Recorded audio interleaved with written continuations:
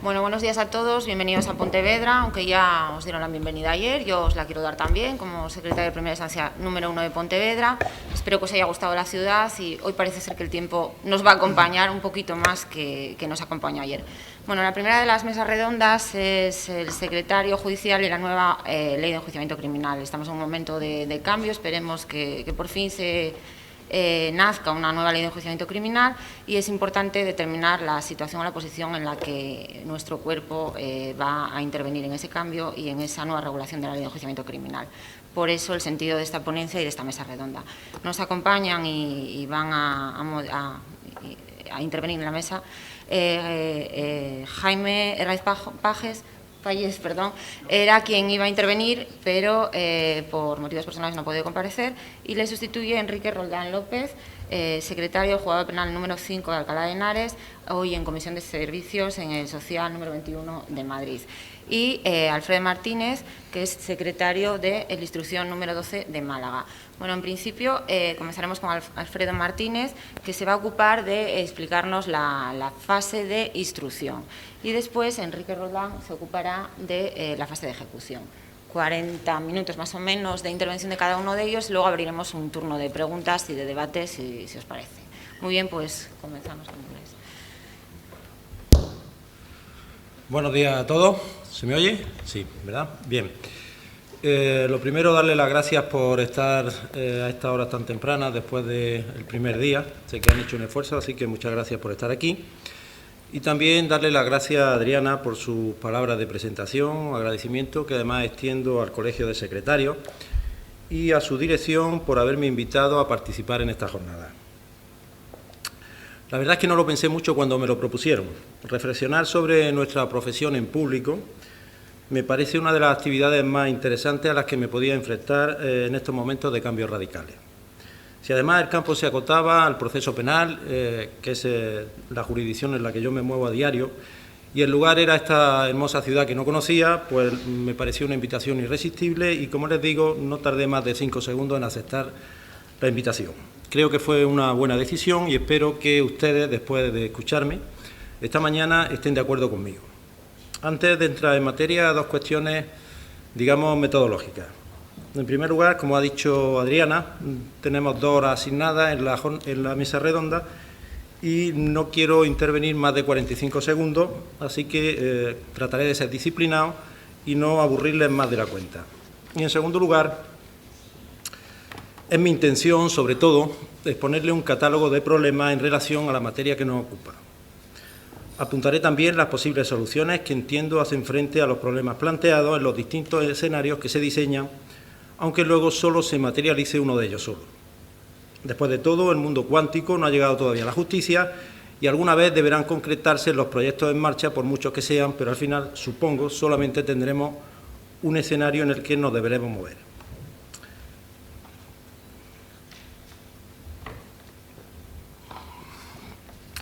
En relación al futuro, nos decía Margarita Ayusenar, a través del emperador Adriano, que es posible prever con bastante exactitud el porvenir cuando se está bien informado sobre la mayoría de los elementos del presente.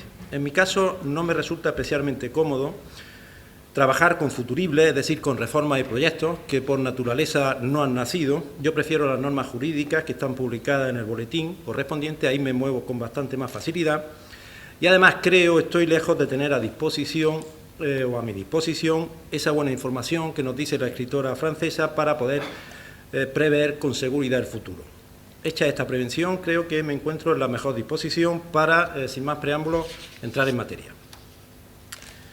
En una, para mí, clásica conferencia o de referencia, que en una ocasión parecida se impartió por un catedrático de Derecho Constitucional, que no bromeo, tenía en gran estima a nuestra profesión, decía, me estoy refiriendo al catedrático Manuel Jiménez de Parga y Cabrera, en las primeras jornadas de la fe pública que se celebraron en Cataluña allá por el 1985, pues bien, al terminar su ponencia, este señor decía literalmente lo siguiente: una sugerencia que podría ser una conclusión de la jornada es que los secretarios intervengan más, dando estatuto legal a lo que ya en la práctica acontece, y que los jueces y tribunales concentren su esfuerzo y su estudio en la preparación de resoluciones de verdad trascendentales. Pues bien, yo creo que hay que tener cuidado con lo que se desea, porque algunas veces esos deseos se terminan cumpliendo. Y las reformas operadas con la Ley Orgánica del Poder Judicial, fundamentalmente con la Ley 19/03 y sobre todo con las leyes rituarias, la Ley 13/09 que todos conocemos, son un ejemplo de que esos deseos se han terminado cumpliendo, aunque tal cumplimiento para algunos se haya revelado como una pesadilla. El papel del secretario judicial en la oficina se ha potenciado de tal manera que yo creo que podemos decir que ha transmutado. Hemos pasado de ser unos puros asistentes del juez a ser los verdaderos directores de la oficina judicial. Para eso nos preparamos, como también decía en dicha jornada otro catedrático, otro profesor, esta vez de Derecho Procesal, don José Luis Vázquez Sotelo, al señalar que el secretario es un funcionario cuidadosamente seleccionado por el Estado en el rigor de unas oposiciones muy similares a las del juez o la del fiscal y que tiene unos conocimientos jurídicos semejantes. Sin embargo, yo entiendo que esta potenciación del secretario judicial en todos los órdenes jurisdiccionales no ha tenido igual reflejo en la jurisdicción penal. Las razones de esta falta o esta discriminación, entre comillas, del secretario penal son de muy diversa clase. Yo voy a intentar concretar algunas de estas razones esta mañana y además también voy a tratar de columbrar las posibilidades del secretario judicial en los juzgados penales. Los juzgados penales me refiero a los de instrucción, los de juzgados de los penales y también los tribunales como secciones de enjuiciamiento.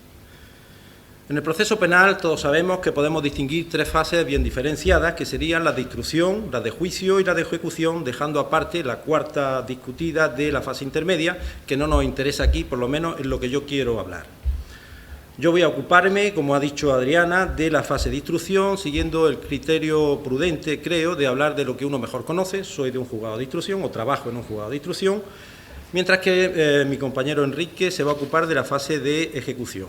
No obstante, antes de entrar en la fase de instrucción, quiero ocuparme de también unos minutos de la fase de enjuiciamiento. Para encuadrar adecuadamente, además, lo que pretendo analizar, voy a apuntar a modo de prólogo la naturaleza jurídica de las distintas fases del proceso penal, así como dónde y por quién se llevan a efecto. Esta metodología, creo, me va a permitir concretar cómo el papel que desempeña el secretario judicial en cada una de estas fases nada tiene que ver según la opción que elijamos en estos modelos que se nos presentan. También voy a tratar de evitar la endogamia, que es uno de los verdaderos males que aquejan a nuestros órganos judiciales, por lo que, aunque el eje de las reflexiones que voy a tratar de exponerle sea el secretario judicial, sin embargo van a quedar enmarcadas en el contexto de las grandes reformas que ya están en marcha y también las que están pendientes. Un momento, es que soy esfumador y realmente me hace falta el agua. Bien, como les decía, voy a dedicarle unos minutos a la fase de enjuiciamiento. En teoría es la más relevante en el proceso, en todos los procesos. Tengamos en cuenta, y todos lo sabemos, los que hemos trabajado sobre todo en un juzgado de lo penal, que de nada nos sirve una sentencia si al final esta no se ejecuta. Pues bien, les decía que la fase más relevante es la de enjuiciamiento y tiene, esta no hay mucha discusión, una naturaleza claramente jurisdiccional.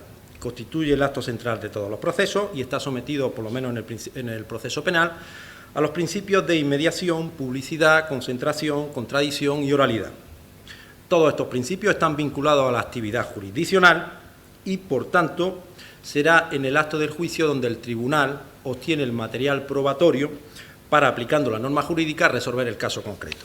Por tanto, se realiza sin discusión en un órgano que a mí me gusta llamar, para englobar a los dos, órgano de enjuiciamiento.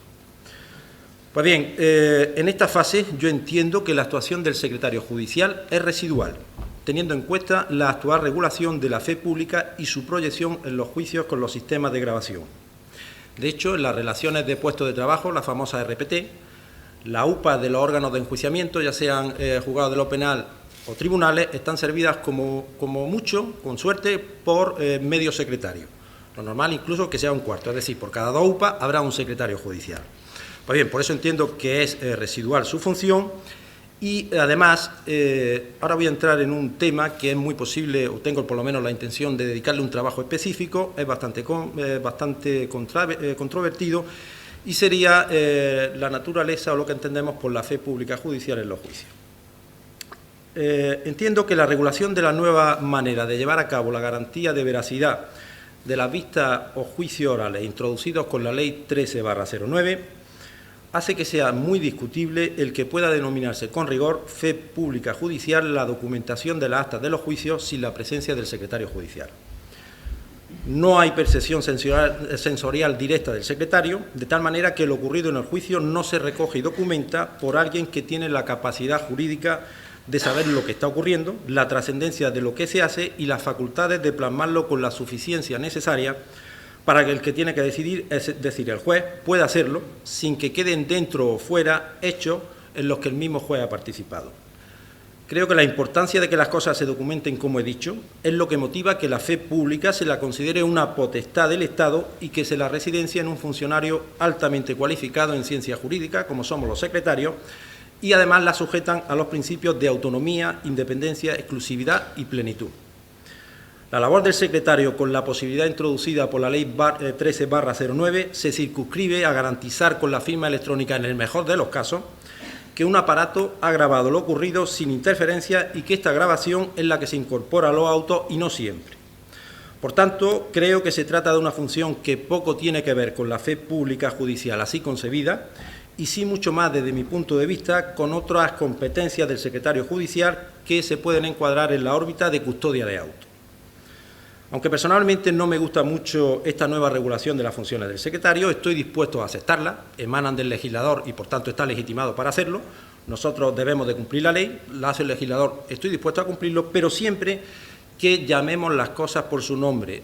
Dejémonos de eufemismo y digamos claramente que la documentación que se hace con la grabación de los juicios se hace sin fe pública judicial. Digámoslo claramente y yo estoy dispuesto a aceptarlo.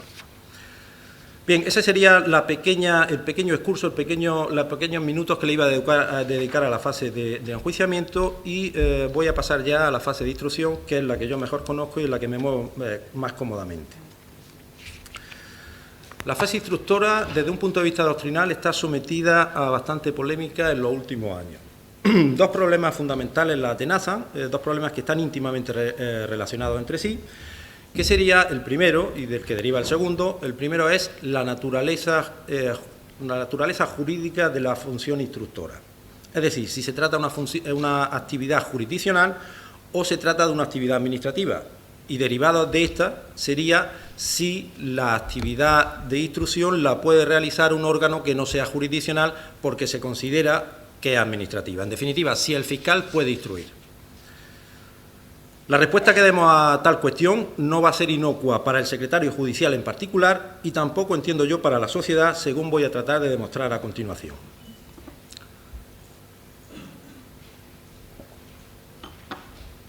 Se entiende que cualquier cambio en la justicia, también en la penal, se lleva a cabo con la intención de mejorarla. La justicia penal en España, quizá como en la mayoría de los países que nos rodean, está colapsada, además es lenta y cara, o mejor dicho, poco eficiente. Las propuestas que se hacen para mejorar la justicia penal son de dos tipos: orgánicas, a través de la modificación de los órganos judiciales y de las competencias que estos asumen, y luego tendríamos las reformas procesales con la modificación de los procedimientos y del papel que asumimos los operadores jurídicos en los mismos.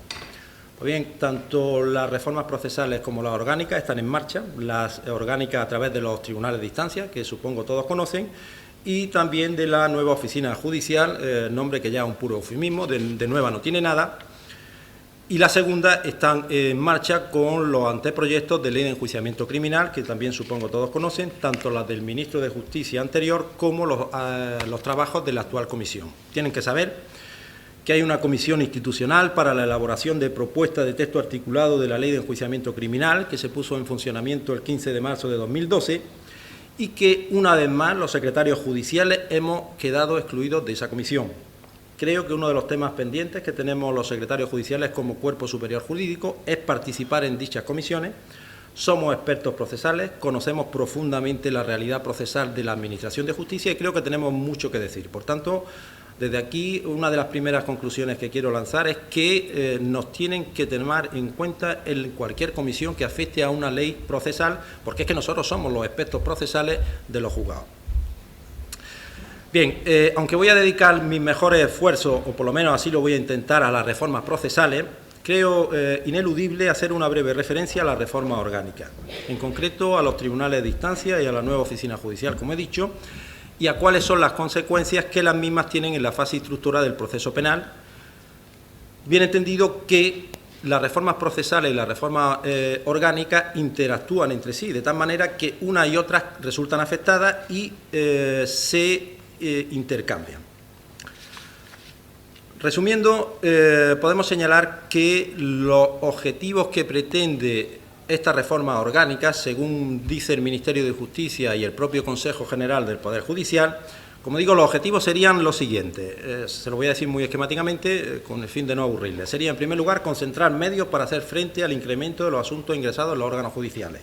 En segundo lugar, tratan de racionalizar el funcionamiento de los órganos de instancia.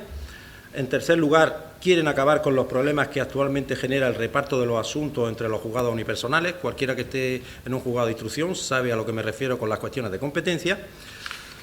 En cuarto lugar, se pretende potenciar la especialización de los jueces y magistrados. Y por último, se pretende también regular con detalle las funciones del secretario judicial. Se trata, en síntesis, de que los jueces y magistrados se dediquen a juzgar y a hacer ejecutar los juzgados y el resto nos lo dejen a los secretarios. Para conseguir tales objetivos, el Ministerio de Justicia y el Consejo vuelven a decir 4 instrumentos, que serían también, en esencia, los siguientes. En primer lugar, organización colegiada de los órganos judiciales. En segundo lugar, creación de los órganos especializados para el conocimiento de los asuntos en primera instancia. En tercer lugar, reorganización eficiente de las personas y los medios a disposición de la Administración de Justicia. Y, por último, quieren optimizar los avances organizativos y funcionales obtenidos con el despliegue de la nueva oficina judicial. Pues bien, tales objetivos y medios, yo entiendo, son perfectamente compatibles con el proceso penal y sobre todo con la fase instructora del mismo, de tal manera que se podrá acabar con la penosa situación de los juzgados de instrucción de poblaciones pequeñas o intermedias sometidos a exigencias incompatibles con su dotación de medios personales y materiales. Podemos pensar en los partidos judiciales de toda la costa española, empezando por la Algeciras y acabando en La Coruña,